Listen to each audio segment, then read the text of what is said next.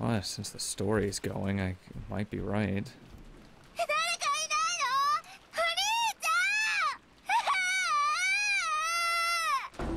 Angie flew out of the guest house sobbing.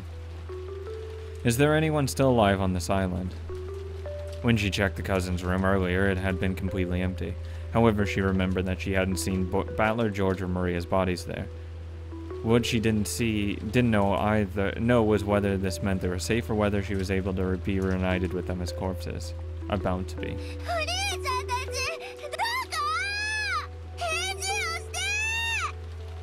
She dashed around through the rain. Where was she going? Nowhere in particular. The lost little sister dashed around in circles searching for her brother, drenched with rain and all alone. Eventually, I thought I heard my brother's voice from beyond a bush. No, it wasn't just his voice. I heard George and Maria's voices too. I called out at the top of my lungs, but they didn't answer. But it's okay now. They're right there, just on the other side of the fence. I could even faintly see them through the fence. When I ran around the fence, I found myself standing in front of the shed or something. It must be a shed or to store tools for the rose garden. The three of them were standing in front of the shed. I cried out, but my voice didn't reach them, even though I yelled so loudly. Something felt very wrong about this. When people hear a voice, even when they pretend not to have heard it, their bodies tend to show some sign that they've noticed. However, there is no trace of that in the three of them. Even though I was screaming so loud, it truly wasn't reaching their ears. The instant I understood them, my dash towards them slowed and came to a halt. Though we appeared to be in the same world, we were actually in a different world. Actually in different worlds entirely. It was like a TV. Or was it more like ghosts? I could see them clearly, but as far as they were concerned, I didn't exist. After all, look. Even if I stand right in front of them, their eyes can't see me. If I try to touch them, will I really be able to? What if my hand just went right through? I was so scared at the thought that I could do nothing but stand there in shock, even though I was so close to them.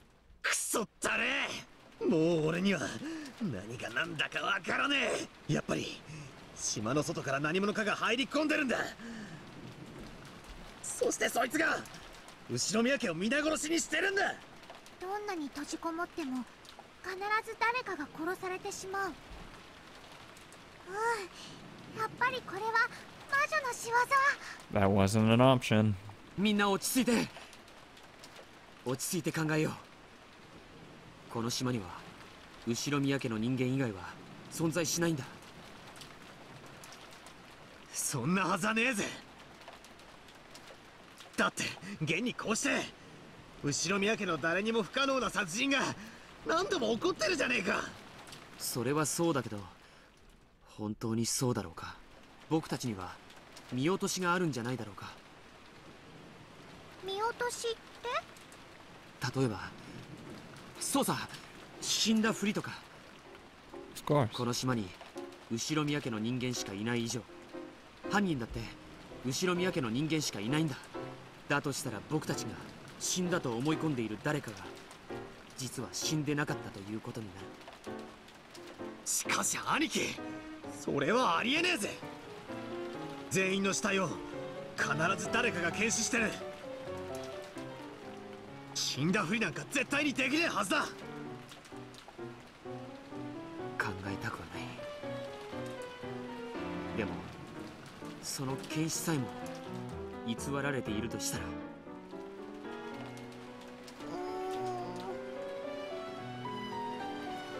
つまりこういうことさ。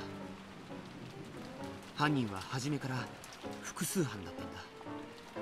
そして一人は殺されたふりをして、一人は間違いなく死んでいると嘘をつく。そして死んだふりをした犯人は犯行を重ね、あたかも後ろ宮家以外の人間が島に紛れ込んでいるかのような幻想を生み出す。ジョージの兄貴は後ろ宮家の誰かが犯人だってまだ疑ってんのかよ。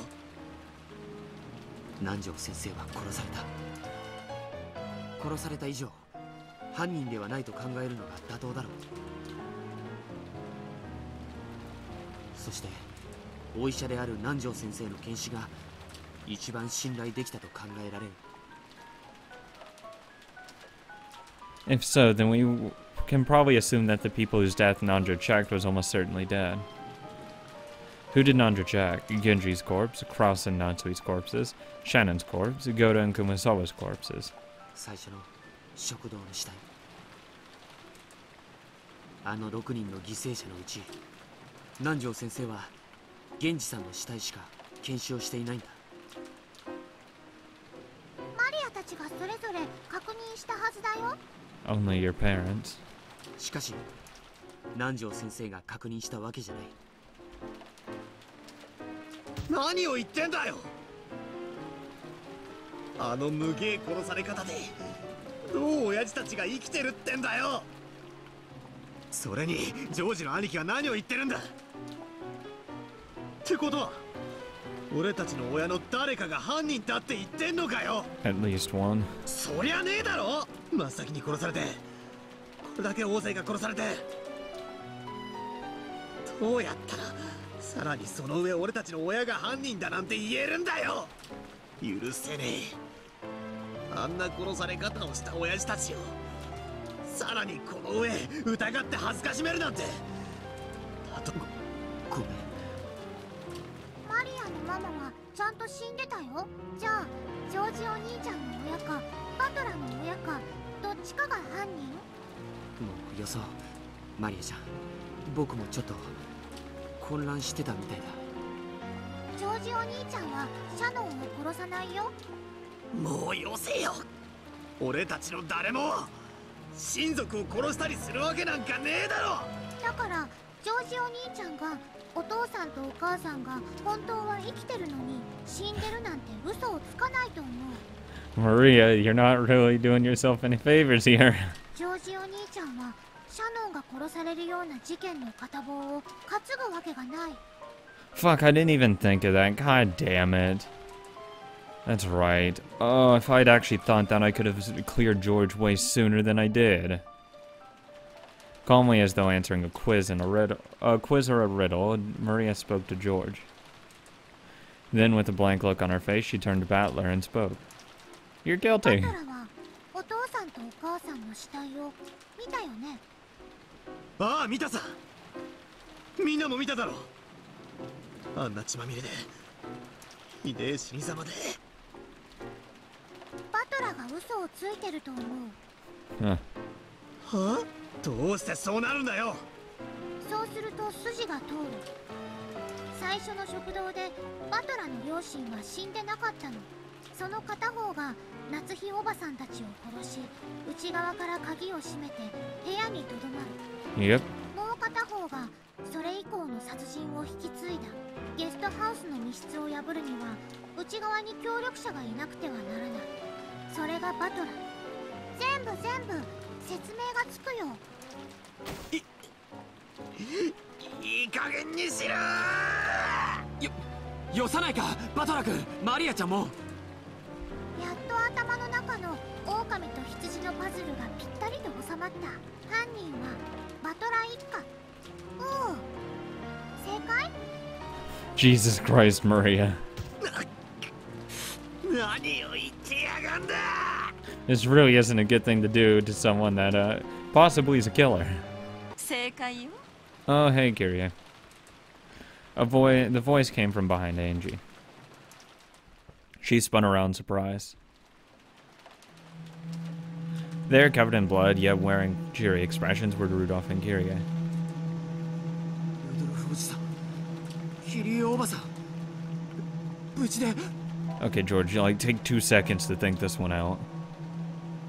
After saying that much, George realized what the words meant, and his face twisted into an expression of shock and horror. That's better. Maria wasn't surprised. However, she showed no joy at having her answer proved correct. And Battler, Angie saw it. That terrible expression, one that she would never forget as long as she lived. It was a demon's smile. A hideous demon that she'd never be able to look at again, twisted its face in a foul grin, and the truly horrible thing was that she saw it on her brother's face. Rudolph and Kyrie lifted up guns they had been holding behind them. Oh, I'm glad that Angie Byrne decided to go with this route yet again. But whatever. The barrels were pointed at the foreheads of George, who was staggered backwards, and Maria, who was grinning as though she didn't care what happened.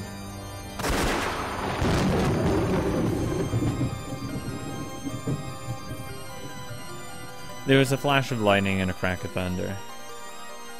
Nothing more could be heard. Then, as George and Maria were snapped around by that roar, the strings holding them were snipped. The dolls fell into puddles with a splash and stopped moving.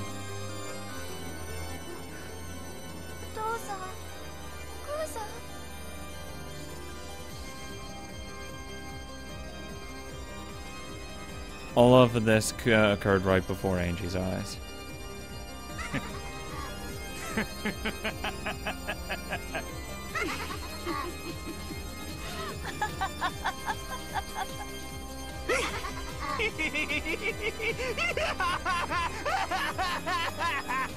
You know, I don't need to hear Valor's evil laugh again.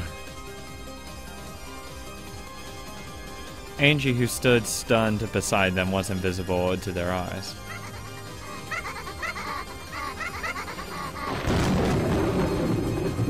They gawped, overcome with laughter. Then right in front of Angie, they started joking and complimenting each other on their kills so far. The three hideous faces, the faces of her family, made Angie want to cry and vomit at the same time. She felt as though she would suffocate. Angie dashed away, covering her mouth. She wanted to escape the disgusting laughter coming from her beloved family as soon as possible. Then she slipped and fell face down in a puddle of mud. Angie didn't try to get up. In fact, she instead chose to cover her ears to block out the disgusting laughter that she could still hear. All she did from the shadows of the fences and from the shadows of the fences and bushes in this inky black rose garden, several dark things slipped into sight. Oh, hey, goats. How's it going, buddy?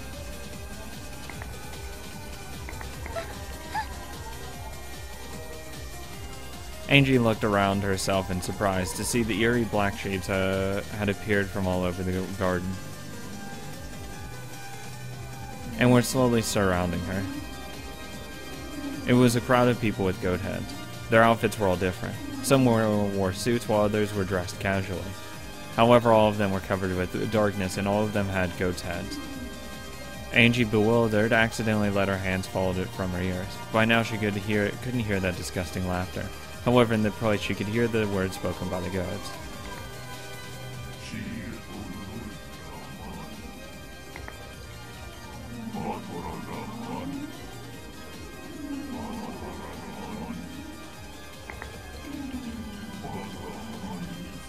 What? As the goats continued to mumble in eerie voices, they surrounded Angie and drew near. They all pressed around her, each of them speaking of Angie's family as the culprits.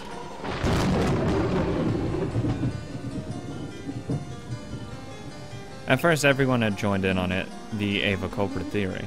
The sole survivor from Rokenjima had gotten almost all of the wealth to herself, so the theory was only natural. Was Ushiromiya Ava the only one who escaped to Kuadorian, and why did she refuse so stubbornly to talk about what happened that day? If it was decided that the Ava culprit theory explained all of this. However, when Ava died of illness, and people learned that all the vast wealth she had created by unscrupulous means would go to Angie, public opinion, or rather the forgers, created a new culprit theory and spread it around. It was the long con to get Angie the money. That was the Rudolph family culprit theory. If it was normal for everyone to come to the family conference, why was Angie the only one who didn't come this time? Did Rudolph's family have some reason for not bringing the young Angie with them? They did take Valor, but he wasn't Kyrie's son. Then, when it was revealed in some magazines that Kyrie's family had close ties to a massive gangster organization, all eyes suddenly gathered on Kyrie herself.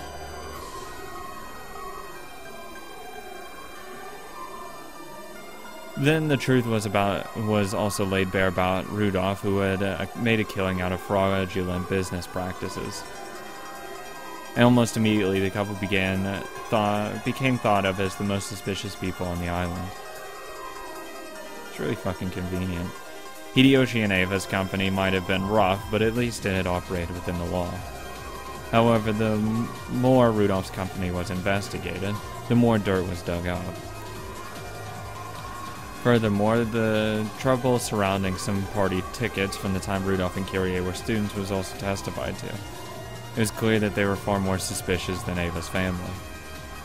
And so in a flash, the Rudolph family culprit theory expelled the other conspiracy theories, including the Ava culprit theory, and reigned as the greatest of them all. It wasn't really because it was more plausible than the Ava culprit theory. They had just gotten bored of the old theory and wanted a new sensation.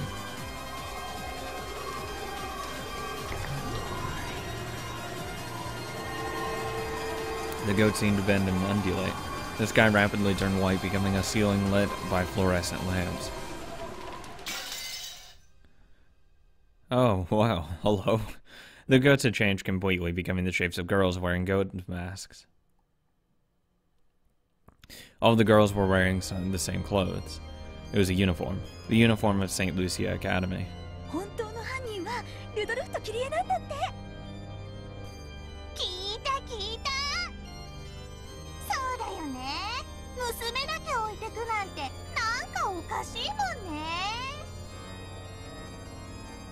Ushromiya Eva って確か本人は毒殺されてるって訴えてんでしょ。じゃあもう黒幕は誰か明白じゃん。いいよね。一族の財産すべて独り占めなんでしょ。やっぱルドルフ一家犯人説だって思ってたんだよね。後宮さんってどこかおかしいって思ってたんだよね。おかしいと思ってたよね。ルドルフとキリエが犯人。バトラも犯人じゃないの？ルドルフ一家犯人説。ルドルフとキリエが犯人。財産を独り占めにしようとしたんだけどエヴァに返り討ちにあってそれで失敗して。でも結局は後宮園児の独り占めなんでしょ。ルドルフとキリエが犯人だって。ルドルフ一家犯人説。ルドルフとキリエとバトラが犯人。ルドルフとキリエとバトラが犯人。後宮さんのご家族が犯人なんですって。それってどう思う？ People are so fun. ねえねえ。でも結局財産は全てあなたが独り占めできるんでしょ。後宮エヴァはそれであなたには何も語らなかったのよね。絶対にあの子が怪しいって思ってたのよ。エヴァがあんたに辛く当たったことも全て説明がつくわ。ねえねえ、何か言ってよ。感想とか。ほんと気持ち悪い子だよね。Jesus. ルドルフ一家犯人説ってどう思うか。ちょっとくらい何か言いなさいよ。Wow, it's like she completely refuses to acknowledge it because it's stupid. A blade of air swept over me as I crouched down holding my head. Oh, is that Will? In a flash, the illusion of girl students with goat heads that surrounded me shattered. I was curled up in a puddle in the rainy rose garden surrounded by goats. But then those goats were also sliced in half, and the upper half slid onto the side. It was like seeing a master swordsman slicing through the neck of through a stick of bamboo. No! The voice came from that black cat. The black cat with the bell that had guided me here. Incredible that it can talk, but that doesn't matter right now. I dashed after it. The goat shrank back. The hole opened up in the encirclement. The black cat dashed through it. As I hurried through it, the goats began to chase after me. Countless heavy footsteps thundered behind us. The cat ignored my stupid question. Where are we running to? It's obvious. As far away as we can make it. away. However, there's an unbelievable number of goats. It wasn't just the group chasing us. There were probably goats hiding throughout the rose garden. Everywhere we went, a group of them would appear and block our path. Each time we bumped into them, we ran down a different path in the maze of the rose garden. So I didn't even know which direction we were running in anymore. It couldn't be. We aren't running around in circles inside a massive crowd of goats, are we? When we ran into the arbor once more, I learned that my fears were justified. The 4 paths that led from the arbor were all blocked by a crowd of goats. Of course, the path we'd come down was also blocked by our pursuers. There was nowhere to go to, nowhere to return to. We were finally trapped.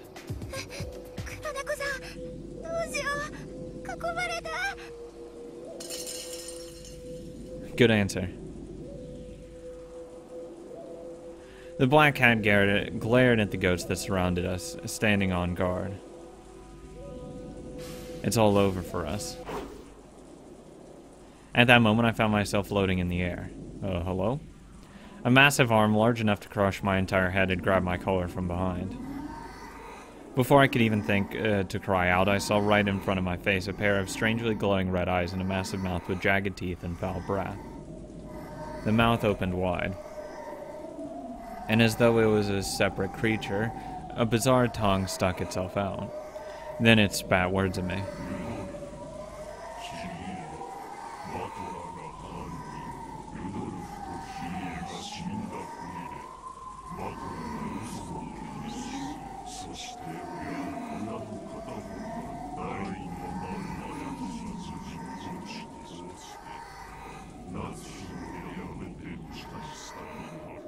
You know, this voice is really fucking creepy.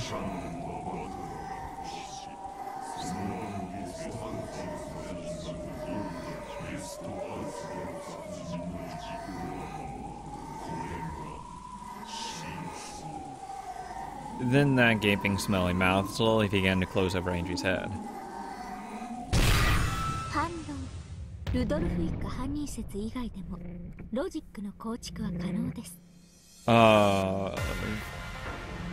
I'd like to fucking formally lodge a complaint and say, no, I don't think it... Okay, the question's what's your definition of logically? I mean, I could find another solution, but it's so fucking convoluted and too many moving pieces that have to work together to get to that point that it's almost illogical. A blue flash sliced off the top of the mouth that was trying to eat Angie's head, sending it flying. I fell into a puddle along with the goat that was still grasping my collar, though there was nothing left of it above its chin. Without any hesitation, the goats stretched out their thick arms as though this was their chance to snatch this prey for themselves, and they rushed towards me. All of them spoke in unison.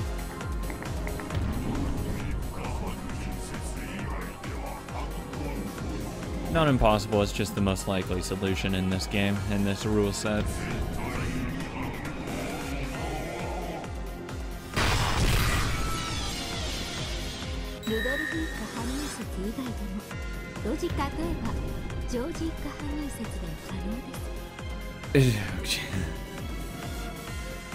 It's possible, but you have to wrap Maria in as well with that assumption that she has to kill as well, because someone else can't work with a culprit. I already looked into this, Erica. You're not gonna fucking fool me, girl. You're not coming back and upstaging me because I thought about this, because I was thinking that way. We'd have to, and why I looked it up, you can't cooperate with another culprit without being a culprit yourself. So unless we're going to take into consideration Maria killed someone, we can't assume that George's family killed anyone, because it's impossible at that point.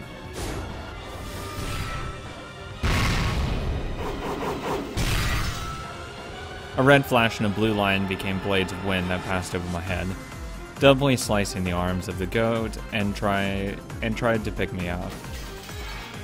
I think the next goats dashed, but not towards me, but towards the black cat that was protecting me from behind.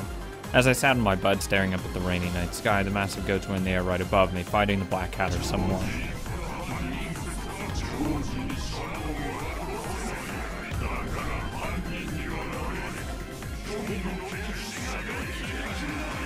Just because he can't kill Shannon doesn't mean he can't kill someone else.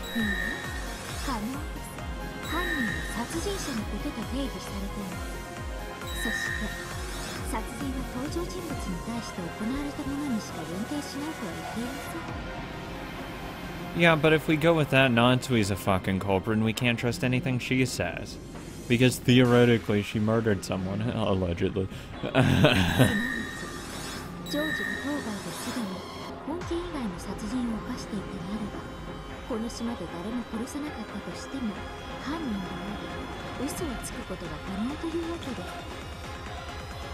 I could say that about any character, though. You can't just make blanket assumptions like that. Yeah, if he killed someone, then he would be considered a culprit. Okay, yeah, if Maria killed someone, she'd be considered a culprit. I can state that in red as well. But it doesn't mean it happened, though.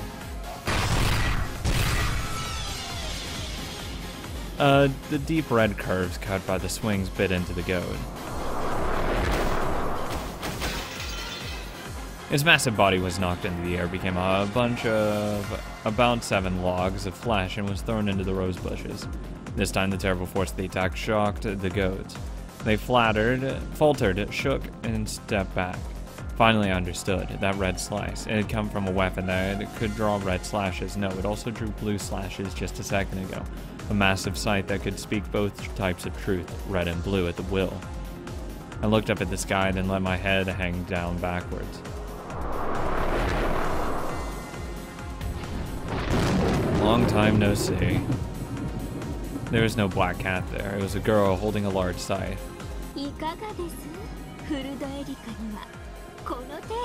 Oh my god. Ah, I didn't want to hear that again. The longer I'm away from her, the more I like her. The closer she is, the more I hate her. When the crowd of goats recognized that a girl who called herself Erica, a stir passed through it. It was clear that this person had enough of a reputation to make them tremble. I'll take her on. Erica lifted me up, flew into the air, and landed on the top of the arbor. Then she let go of me, and still wielding her scythe, made an elegant curtsy to the group of goats surrounding us.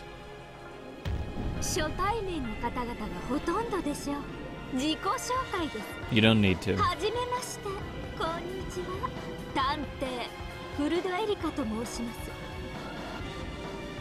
Thought she was gonna say I'm the 18th person. I'm like, or 17th person. I was like, Jesus.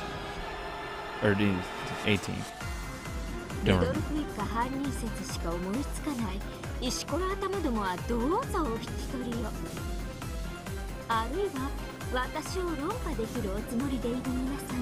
I just did.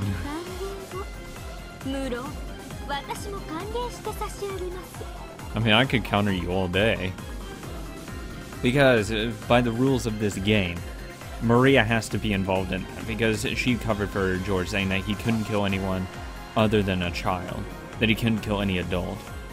So, if we have to go, then theoretically, for him to be a culprit, he has to kill a kid as well before coming to this island. And it's like, come on now. We're getting to ridiculous levels here.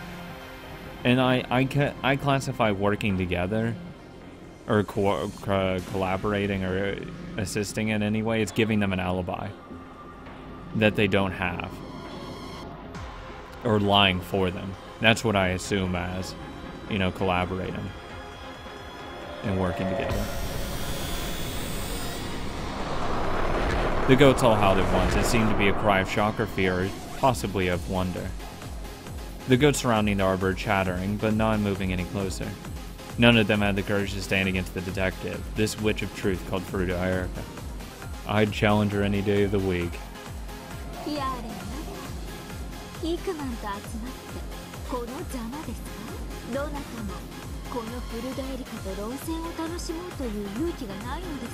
I'm not afraid of anyone. I'll have a debate with anyone. Any idea, I'll dismantle it.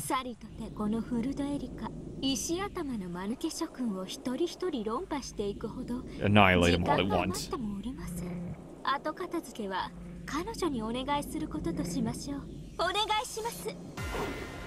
Illinois? Oh, god damn it.